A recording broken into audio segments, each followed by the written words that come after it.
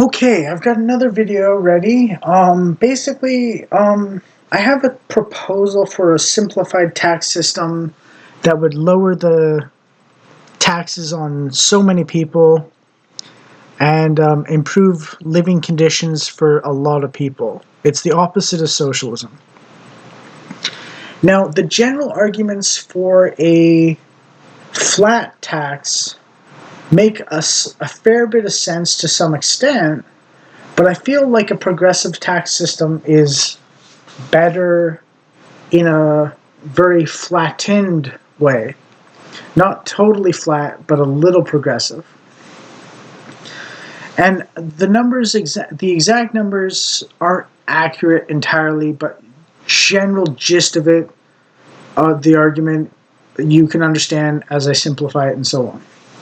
You know, some of the taxes sometimes are like 3.6%, and then it jumps to like 4.2% or something like that, and like there's like different ratios between 200,000 versus 300,000 versus 400,000 compared to the number before that in terms of how the tax goes up a certain amount of percentage points to be fair to the person and so on. But anyways, rough outline, not exact. I think people making under $100,000 a year should not be taxed income tax at all. And I think property tax should be about $5 per $1,000 worth of property, roughly speaking. I think people making 100 to 200,000 should be taxed 5%. People making 200 to 300,000 should be taxed 10%. People making 300 to 400,000 should be taxed 15%. And I think people making over 400,000 a year should be taxed 20%. No more sales tax. And that's the full income tax. Maybe 25% for over 600,000 or something like that. Maybe. But at most 25% income tax and a very low property tax. 0.5% property tax, basically.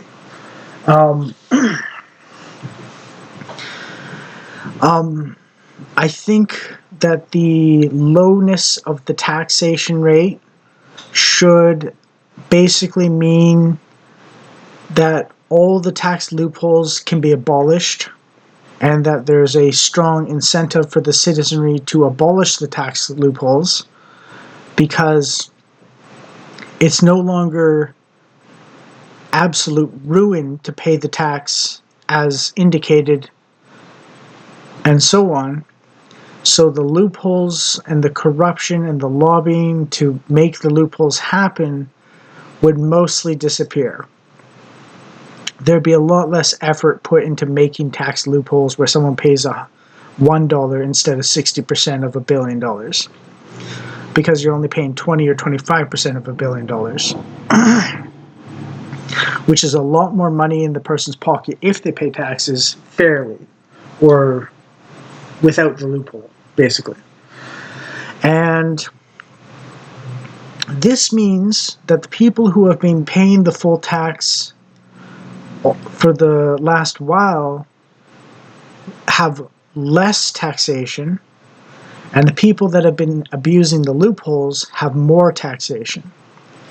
So it rewards those who have been paying the taxes honestly, or at least as honestly as they can, and it punishes relatively the people who are gaming the system for selfish, greedy reasons. The loophole abusers, basically. But it's a low enough rate where I don't think too many people would mind too much, so the level of efforts to create the tax loopholes would dry up somewhat. And the system would also mean that almost everyone would pay less taxes. And because of the loopholes disappearing, because the tax rate, if you pay the total amount, the maximum amount, is relatively low, more of the super rich would be paying more taxes, probably.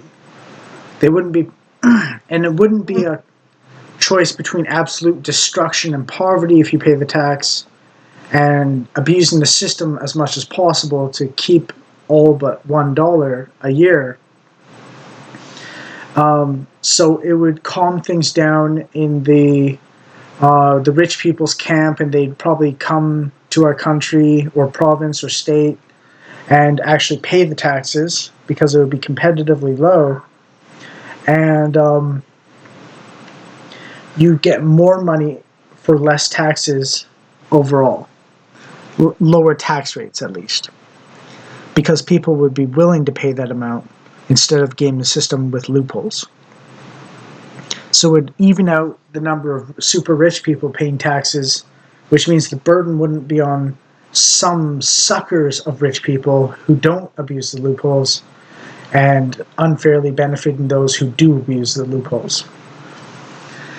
The middle class would pay less taxes, the lower middle class would pay less taxes, the lower classes would pay less taxes, the working class would pay less taxes, the very poor would pay less taxes, or they could benefit from more generous government programs like basic welfare or disability programs, paying more to the extra super poor, because there's more money in the government coffers, because you're flattening out the tax burden, so it's not the fair people paying this much tax and the unfair people paying this much tax amongst the rich. It's everyone paying this much tax. So it would even out the tax burden more fairly, and so on, without causing the wealthy to flee the country and go somewhere where you cannot tax them at all. So it's a way of moderating things in society and still getting more wealth in the government's hands to distribute to the super poor who need welfare and disability. And most people would have lower taxes and so on.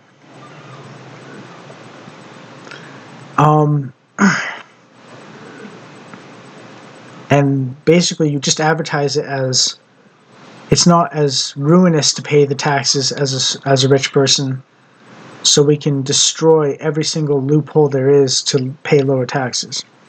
Now, the corporate tax rate I would put at maximum 15%, but I would also form a system where if a corporation makes the same amount of money that someone who makes that amount of money would pay 10%, the corporation would also pay 10%.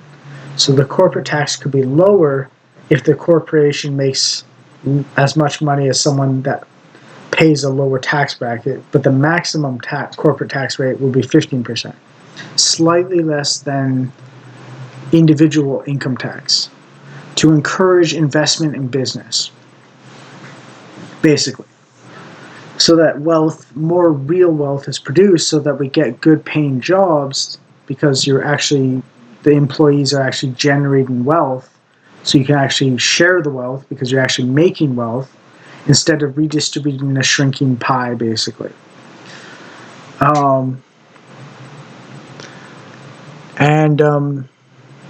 We'll just work our way out of poverty as much as possible. And some of us can't work that well. I'm one of those people. This YouTube channel is my attempt to create content so that I can gain popularity, so that I can eventually open up a donations page and maybe hopefully get a career giving good think pieces or whatever you want to call them and so on. But if I can't do that, then I'm reliant on the government and society's, the taxpayers, to fund my ability to live. But I'm not driven by envy. And that's one of the differences between socialists.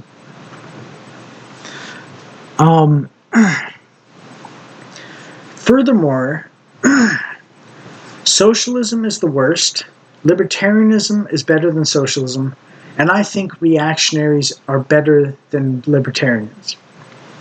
Hear me out.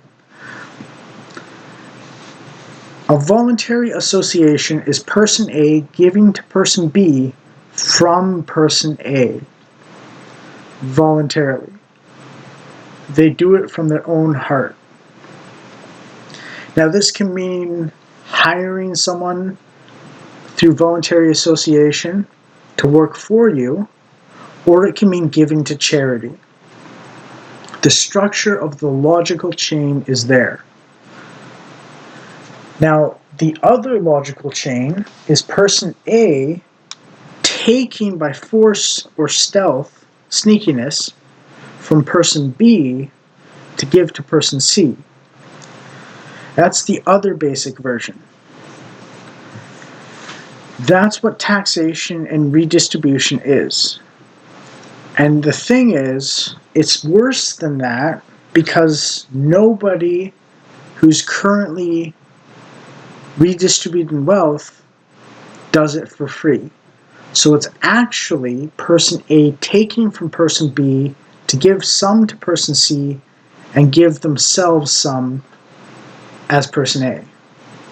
Or the Biden redistribution scheme, where he gave money from the taxpayers of the USA to Ukraine, and the corrupt politicians in Ukraine gave a bunch back to Biden, but less than he gave them, as a kickback, is what it's called. And that's a fourth version of this, which is person A taking from person B to give to person C, and person C gives some of the money to person A to hide the fact that person A is getting money off person B and justifying it by giving it to person C a little bit. And that's the most sneaky and devastating and destructive and fraudulent and scam and Ponzi scheme of the versions and so on. You'll notice as well that the last two versions of this, where person A benefits from taking from person B and giving to person C, with a little bit from person B to person A as well, the one doing the taking from person B, you'll notice that there's always a personal profit motive in taking more from person B. That's why the state is so awful, because it's based on people taking from others to enrich themselves and justifying it by giving some to another person who might actually need it for real. And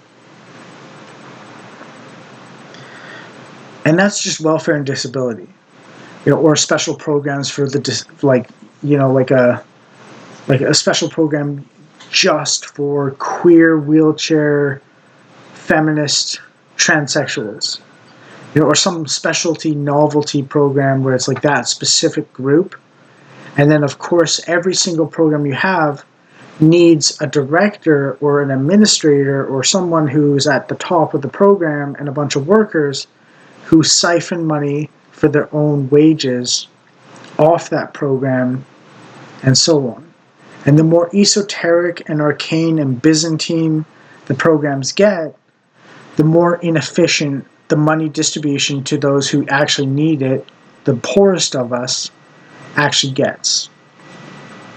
I'm a big proponent of basic welfare and basic disability, and I want them to pay enough for people to be comfortable on disability, even if they can't necessarily afford a family, unless it's two disabled people combining income and of being able to afford one child. So I want someone on disability to have some comfort and to be able to afford half a child, basically, if that makes sense.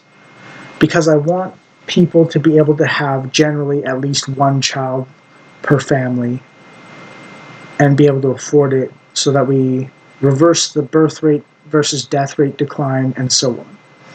And also because as someone on disability, I'm terrified of the possibility that I'll never have a wife and a child, at least one child, and I'll just be alone and miserable because I have difficulty and so on.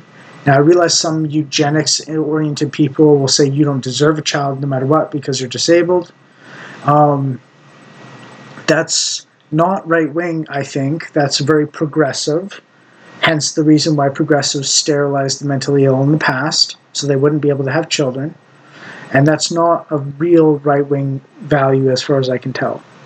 I don't know, I might be a little biased because of my situation and so on, but I think the reactionaries at least can appreciate that at least someone wants to have a child and raise them well, and hopefully the child will be raised well enough where they can do things that the disabled person cannot.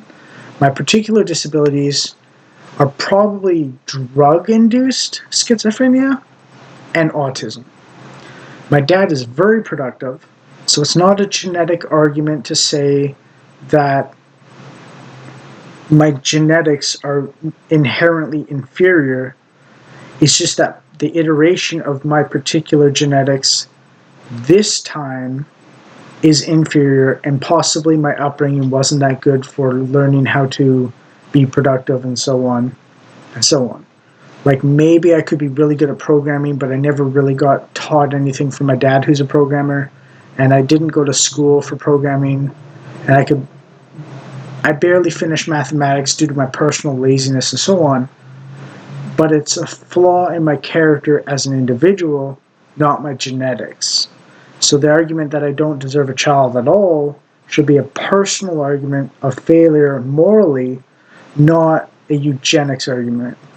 But even then, I think the right-wing argument would be you recognize it and you've tried your best and so on, and if you can educate your child appropriately, then they will be able to succeed where you failed and so on. Because if we just wrote off everyone that fails individually at life and said your genetics are cut off, then eventually everyone's genetics would be cut off, basically, if that makes sense. So that's my argument. I hope you enjoyed. I hope you appreciated it. I hope you understand my position and so on. And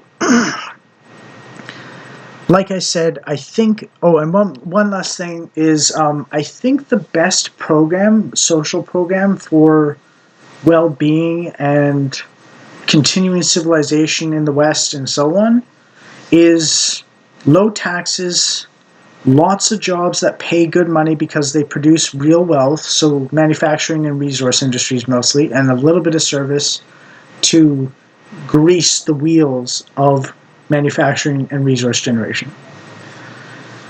I don't think service generates wealth on its own, so literally, like, wealth is stuff usually, so service isn't making stuff at all. It's not getting stuff from the ground, and it's not making stuff like a computer out of steel or silicon, which is resources. So yeah. Anyways, thanks for watching.